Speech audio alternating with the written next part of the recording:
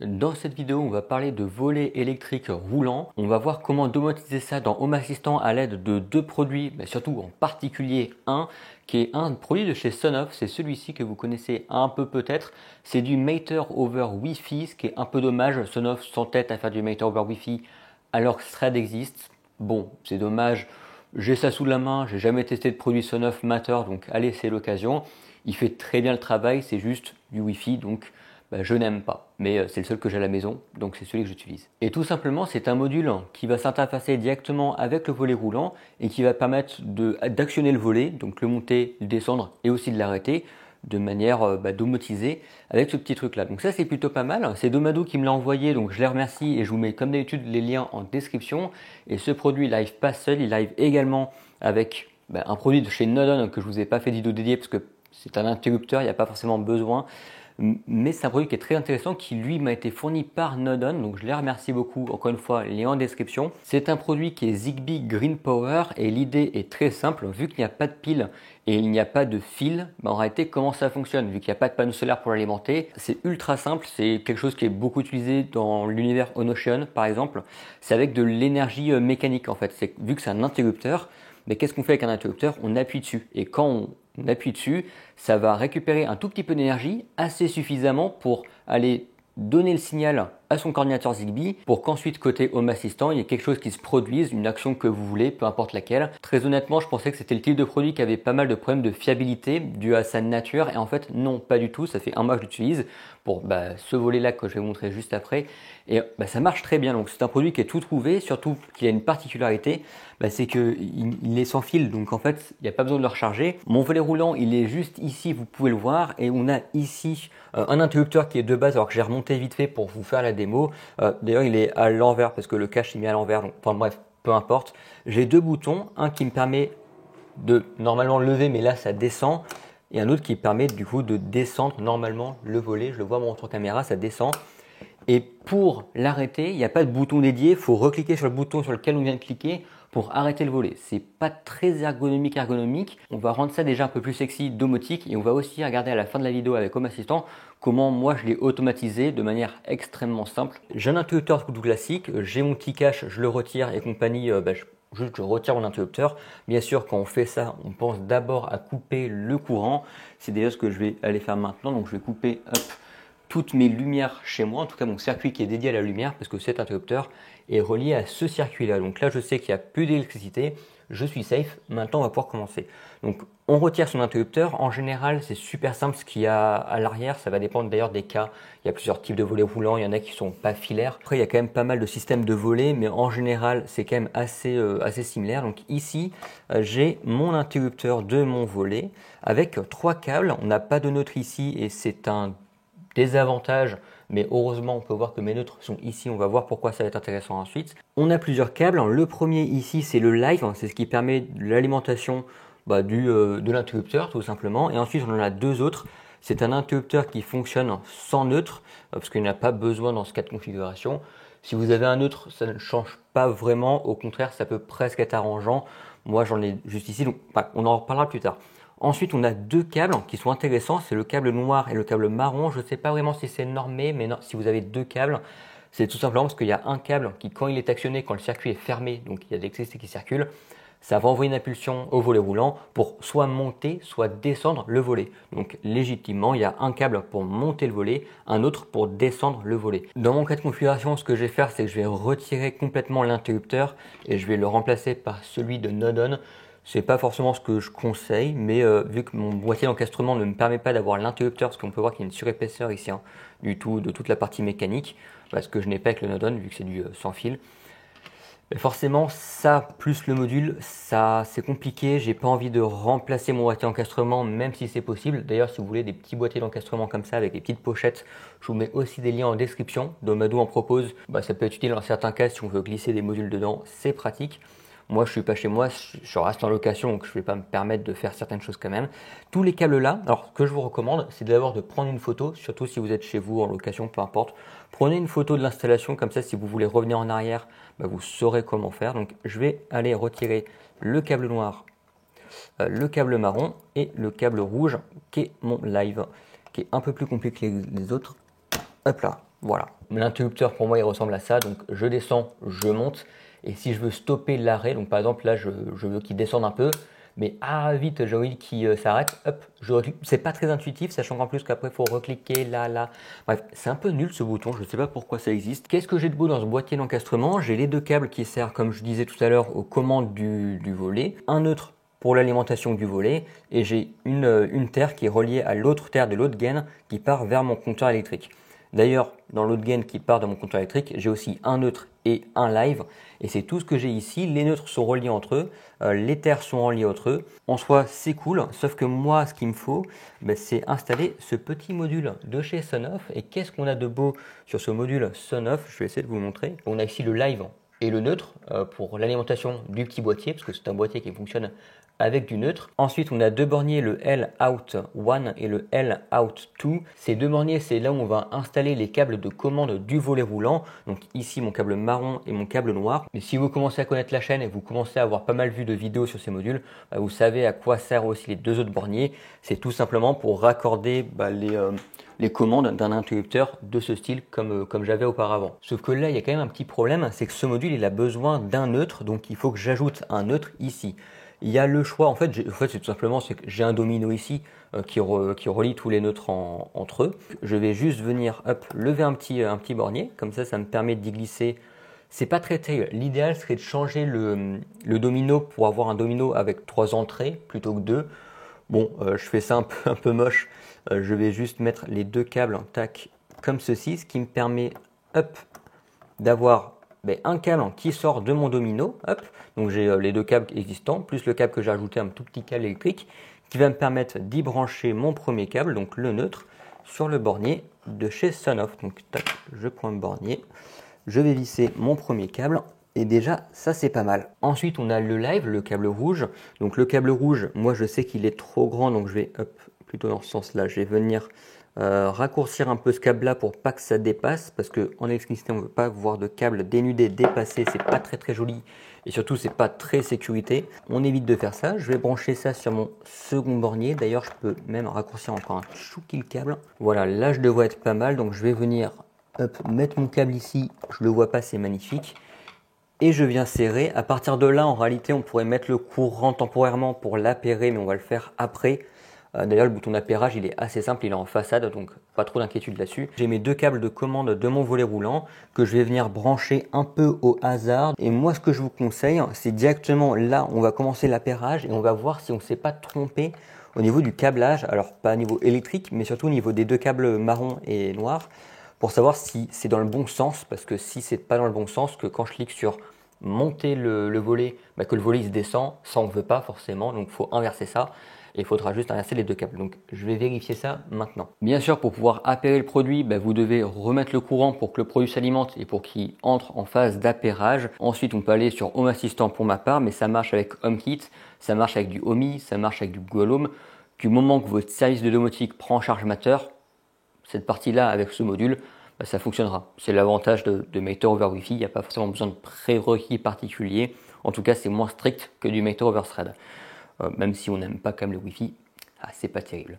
Mais on va aller dans les paramètres, dans les appareils et services, on va ajouter une intégration et on va ajouter une intégration Matter. Donc les logos ne se chargent pas pour une raison qui est obscure, bon, pourquoi pas. On va cliquer sur Matter, on va ajouter, vraiment les logos ne veulent rien savoir. On va ajouter un appareil Matter. Moi, on va dire qu'il est nouveau. Normalement, il est considéré comme nouveau, mais vu que je l'avais déjà appairé dans plusieurs systèmes, je suis pas certain. On va voir. On me propose d'ajouter un accessoire. Alors moi, je vais cliquer sur plus d'options et normalement, parmi tout cela, j'ai mon Wi-Fi Smart Switch qu'on peut voir tout en bas en 8e position. Je clique dessus, ajouter à Home Assistant. Je vais pas l'appeler Wi-Fi Smart Switch, c'est pas très joli. On va l'appeler volet salon. Tout simplement. Exactement le même nom qu'auparavant. Normalement, mes automatisations ne seront pas cassées. Donc ça, c'est chouette. Hop, je clique sur OK. Là, quelque chose d'important, c'est qu'on peut voir au niveau des contrôles, c'est un volet, enfin c'est considéré comme un volet. Donc c'est pas haut bas, c'est gauche droite. Donc les icônes, ça me convient pas. Donc on va cliquer sur contrôle, sur la petite roue dentée, et ensuite on va afficher en tant que, on va afficher en tant que store, mettre à jour. Hop, et ici, là, on a vraiment un volet. Moi, ce que je vais faire aussi, tant que j'y pense, dans le nom d'appareil, je vais mettre volet salon. La pièce, moi, je vais mettre salon parce que la pièce, je m'en sers pour mes automatisations. Ça permet de faire des choses un peu plus simples. Dans mon cas, j'ai qu'un seul volet, mais si vous avez plusieurs volets, les regrouper par pièce, ça peut être assez pertinent. Je vais cliquer sur mettre à jour, renommer les ID, oui. J'ai la configuration, on peut voir qu'il y a le software qui remonte et on peut le mettre à jour via Matter. Ça, c'est plutôt cool. Et je suis sur mes contrôles et c'est ça qui nous intéresse. Donc, on va aller hop sur les contrôles. On peut monter et quand je monte, ça monte. C'est cool, je ne me suis pas trompé. Et quand je descends, ça descend. J'ai le bouton stop, j'appuie dessus. Boum, c'est instantané.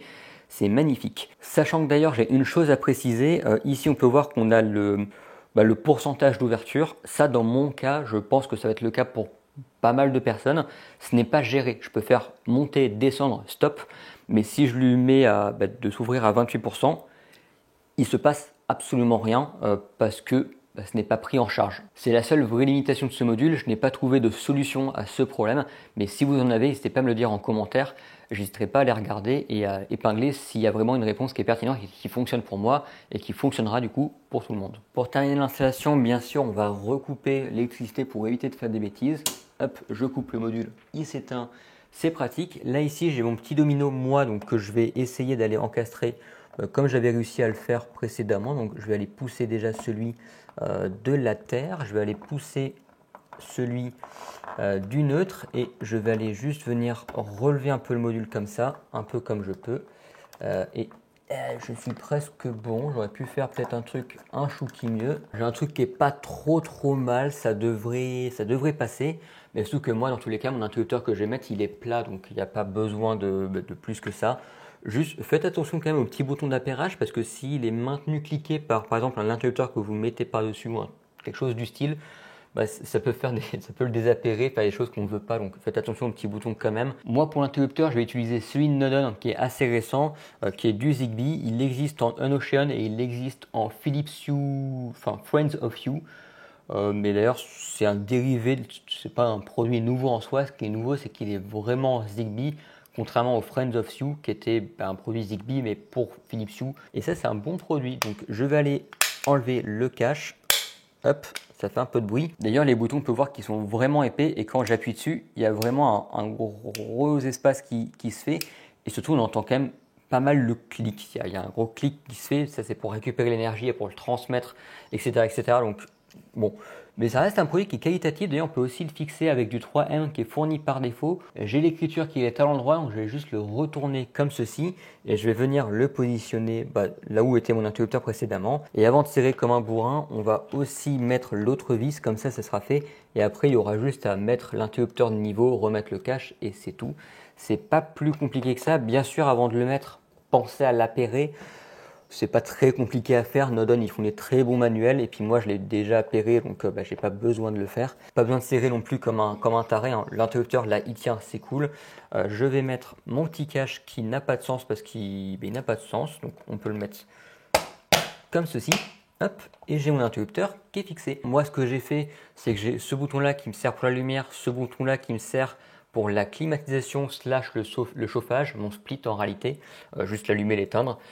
Et on a les deux boutons ici, donc j'appuie ici, ça descend le volet, j'appuie, ça monte le volet. On peut voir qu'il y a un petit problème ici, je vais en parler ensuite. Et pour stopper le volet dans sa course, donc ici je descends, hop, donc j'appuie une fois, ça descend, et quand je rappuie pendant qu'il est en train de descendre, ce qu'il va faire, c'est qu'il va tout simplement s'arrêter. Pareil, quand je monte, je clique, ça monte, et quand je reclique en haut, s'il est en train de monter, il va se couper. Et d'ailleurs, le petit bouton ici, on peut voir qu'il a un petit sujet, c'est quand j'appuie dessus, il reste un peu coincé. Donc ça, c'est un petit problème que j'ai eu la première fois que je l'ai installé. J'ai réussi à me dépatouiller d'une manière, je ne sais plus trop comment, il faut que je retrouve, pour faire en sorte qu'il ne le fasse plus. En tout cas, par la suite, il ne me l'a plus jamais fait. C'est un très bon produit, il y a juste ce point négatif qui est assez dommage. Je ne sais pas si c'est mon produit qui est défectueux, un chouki, mais en tout cas, même en enlevant le cache, d'ailleurs, si j'enlève le cache, j'ai quand même le même problème. On peut voir que j'appuie et il reste maintenu un peu quand même. Et ça, c'est à cause des petits joints là c'est un peu trop serré. Donc il y a peut-être un petit sujet là-dessus. Le seul truc, c'est que quand j'arrive à faire bouger un tout petit peu le module, ici on peut voir que là c'est celui du bas qui est infecté et celui du haut, il n'y a plus de problème. Donc il y a un petit truc d'ajustement qui est pas top top. Sur le bouton, j'utilise uniquement la partie de droite parce que il y a deux boutons, donc un du haut, un du bas, monter, descendre, ça me paraît assez logique. Donc j'appuie sur monter, ça monte, le volet est en train de se monter, j'appuie encore dessus, bam, ça coupe dans sa course. Et je fais pareil pour en bas en fait, donc là je clique en bas, hop, je rappuie dessus, ça l'arrête tout simplement. Visiblement j'ai résolu mon petit problème de ça appuie, quand j'appuie ça reste cliqué, ça reste enfoncé. Visiblement il ne me le fait plus, donc à force de cliquer dessus, peut-être qu'il s'aligne bien correctement, je ne sais pas. Il y a quand même un petit sujet là-dessus à faire attention, même si une fois que s'il est bien positionné, franchement moi l'utilisation quotidienne, je n'ai jamais eu le souci, juste une fois que je l'ai installé. C'est un peu particulier, donc pour moi c'est vraiment une question d'alignement, c'est tout. On va un peu parler dashboard avec Home Assistant. Je suis sur mon installation, j'ai mon dashboard version desktop où j'ai exactement les mêmes choses à peu près partout, que ce soit sur tous mes dashboards. J'ai souvent les mêmes cartes, c'est très similaire parce que c'est plus simple en fait. Donc on a une carte volet salon où je peux juste venir fermer, ouvrir le volet et l'arrêter à la volée en fait. C'est, allez, petit jeu de mots, c'est cadeau, c'est pour moi. J'ai exactement la même chose sur mon dashboard mobile qu'on a ici. Alors j'ai quelques cartes en test, je fais des petites bidouilles, des petites choses. Mais dans l'idée, ça reste quand même assez similaire. J'ai mon volet salon, je peux le fermer, l'ouvrir. Et si on regarde de plus près la carte que j'utilise, sans surprise, c'est en général soit les Entity Cards de Home Assistant native, ou soit les cartes Mushroom que j'aime vraiment tout particulièrement. Et c'est totalement ce que j'ai ici. J'ai une carte Mushroom avec le volet qui est ici, le volet salon. J'ai même pas customisé l'icône quoi que ce soit, j'ai tout laissé par défaut parce que ça me convient très bien, ça remplit parfaitement le travail. On va faire une petite aparté sur les deux appareils qu'on vient d'installer ensemble. Si je regarde dans mes paramètres appareil service et dans Matter, je vais retourner voir mon volet. Il y a des choses qu'on n'a pas vues avec Matter parce que c'est la première fois que je déploie chez moi du Matter over Wi-Fi. Le type de réseau c'est Wi-Fi, ça c'est plutôt intéressant. Le type d'appareil c'est un appareil final, et ça c'est plutôt intéressant parce que ça veut dire que c'est un appareil qui ne reroute pas le trafic. Ce qui est normal, c'est du Wi-Fi, donc il n'y a pas de question de thread. Donc s'il n'y a pas de question de thread, il n'y a pas de question de reroutage de trafic et de maillage. C'est du Wi-Fi, donc appareil final, c'est pas si choquant malgré le fait que l'appareil soit toujours alimenté.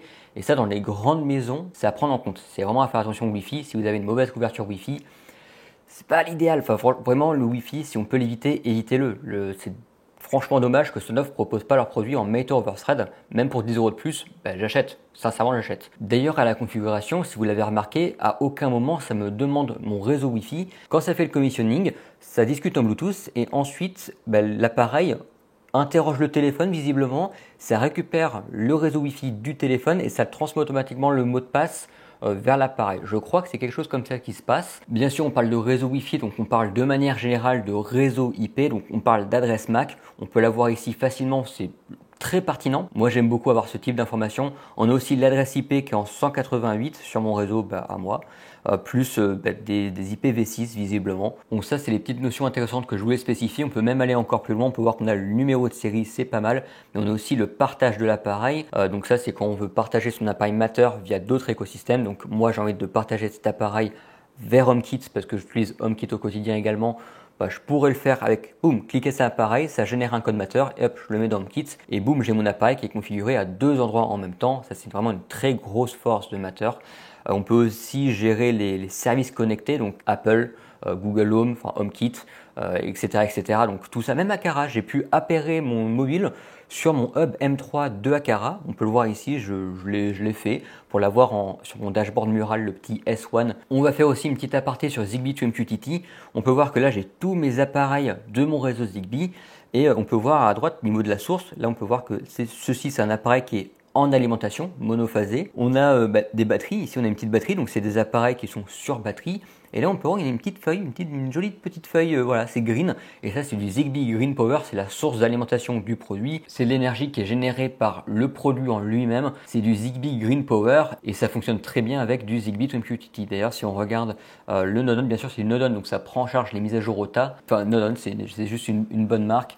Si on regarde dans Expose, on a les actions. Ça prend uniquement en compte les simples clics. Donc en total, vous avez 4 clics disponibles et pas 8 parce qu'il n'y a pas de longue presse, il n'y a pas de double presse, il n'y a pas tout ça. C'est juste un clic supporté. C'est quand même quelque chose de très important à prendre en compte parce que ça peut avoir son importance, notamment pour la gestion des scènes. Si on veut, quand on appuie longuement, ça ferme tous les volets. Ça, c'est pas possible. Il faudra juste faire un appui, ça descend tous les volets. un appui long, ce n'est pas géré matériellement par l'appareil à cause de sa nature Zigbee Green Power. Et côté automatisation, qu'est-ce que j'ai fait? J'en ai trois. J'ai le volet ouverture le matin, ce qui est le plus simple d'entre tous, un des plus simples en tout cas. À 7h30, tous les matins, ça va ouvrir le volet qui se situe dans la pièce salon. Donc c'est ce que j'ai fait tout à l'heure quand j'ai mis l'appareil Sonoff, donc le volet dans la pièce salon. Ça me permet de centraliser tout sous format de pièces en fait. Dans ce cas précis, c'est pas spécialement intéressant, mais ça me permet juste de dire ouvrir salon, au moins c'est explicite. Et c'est plus simple de gérer comme ça en fait sa maison, je trouve. J'attends pendant 10 secondes, très important. Et ensuite, je fais un arrêt. Et ça, c'est un des moyens de contournement que j'ai trouvé au fait que l'appareil ne gère pas les pourcentages d'ouverture. C'est que je le fais en secondes. Donc, il attend 10 secondes et hop, au bout de 10 secondes, il s'arrête. Donc, ça me permet d'ouvrir le volet. Hop, et ça me permet d'avoir une ouverture à peu près idéale. D'ailleurs, ça me fait rappeler que le matin, mon volet s'ouvre un peu trop haut à mon goût. Donc, on va réduire ça. On va mettre de 10 secondes à 8 secondes. Et ça, c'est un petit subterfuge que j'ai trouvé qui fonctionne très très bien. Là, je mets 7h30, mais je pourrais le faire en fonction du lever du soleil. Et c'est d'ailleurs ce que je fais avec la fermeture du soir. Donc, lorsque le soleil se couche, il faudra que je règle ça en hiver parce que du coup, sinon, le volet va se fermer trop tôt. Il faudra que je modifie l'automatisation. Et d'ailleurs, ici, on peut voir que ça ne sert absolument à rien. Hop, donc je supprime. Donc, quand le soleil se couche, qu'est-ce qu'il fait? Le volet, il se ferme, tout simplement. Assez basique, mais le fait que le soleil se couche, ça permet de suivre le soleil. Donc, quand on va être en été, en juillet, août, où il va y avoir du soleil assez tard, il faudra aussi peut-être que je mette une sorte de pare-feu, genre à partir de 20, je me couche très tôt, donc à partir de 22h, tu fermes les volets, et comme ça, une demi-heure après, boum, je suis dans le lit et je suis prêt pour le lendemain. Ça, c'est des automatisations basiques, mais qui sont fonctionnelles pour absolument tout le monde, parce que c'est juste la base de chez base. Et j'ai encore deux automatisations qui sont plutôt intéressantes, notamment le Node on Wall Switch, qui me permet de récupérer les presses des différents boutons du Node on.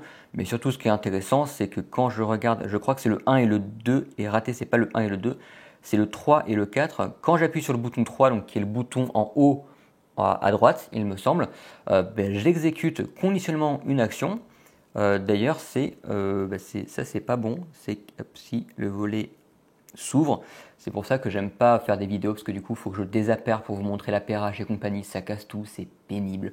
Mais bon, c'est pour la bonne cause. Donc là, j'ai mon automatisation qui, quand je déclenche mon clic, ça vérifie que si le volet s'ouvre, alors tu t'arrêtes. Ça, c'est la fonction quand le volet est en mouvement et quand j'appuie dessus, bam, ça coupe automatiquement son élan et ça permet de le fixer à un stade où on veut qu'il soit. Et sinon, si le volet n'est pas en train de s'ouvrir, il va s'ouvrir. Donc comme ça, quand je fais un clic, ça veut dire que le volet est statique. Quand je clique, forcément, il va directement basculer sur le sinon parce qu'il n'est pas en train de s'ouvrir. Et si je reclique et là, il est en train de s'ouvrir, ça va l'arrêter. Voilà, c'est une automatisation qui est toute bête, vraiment toute simple.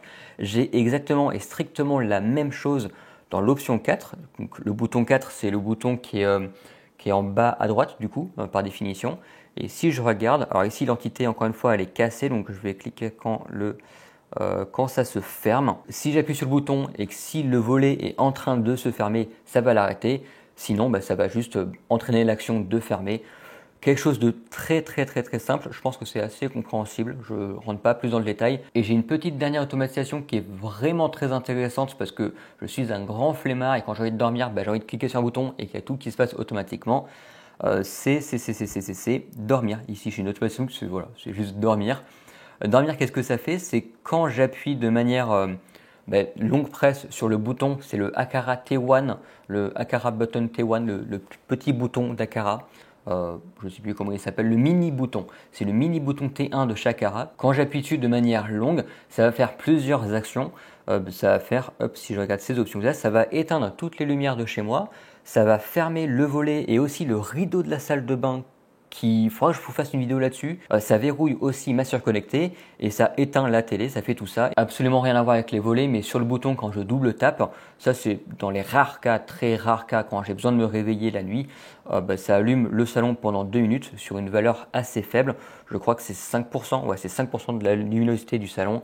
Comme ça me fait une petite veilleuse pour me mouvoir en fait et regarder où je vais tout simplement. Voilà, c'est à peu près tout ce que j'avais à dire sur ce produit et surtout sur la façon dont moi j'ai automatisé et domotisé mon volet électrique. Et ça, c'était comment je domotise et j'automatise mon volet électrique, ce que j'ai fait chez moi pour que vous puissiez reproduire à peu près la même chose en effleurant les bases chez vous. Si vous avez des petites idées, des petites choses, des petites automatisations surtout, moi je suis très friand de petites automatisations qui peuvent des fois être intéressantes. N'hésitez pas à venir les partager en commentaire. Les liens des produits de chez Nodon et de chez Sonoff, je vous les mets en description. Et bien sûr, je vous remercie beaucoup d'avoir regardé cette vidéo et on se retrouve très bientôt pour d'autres projets domotiques. Parce que oui, on parle plus de vidéos, on parle de projets maintenant. Il faudra que je vous en dise plus à un moment. Allez, ciao.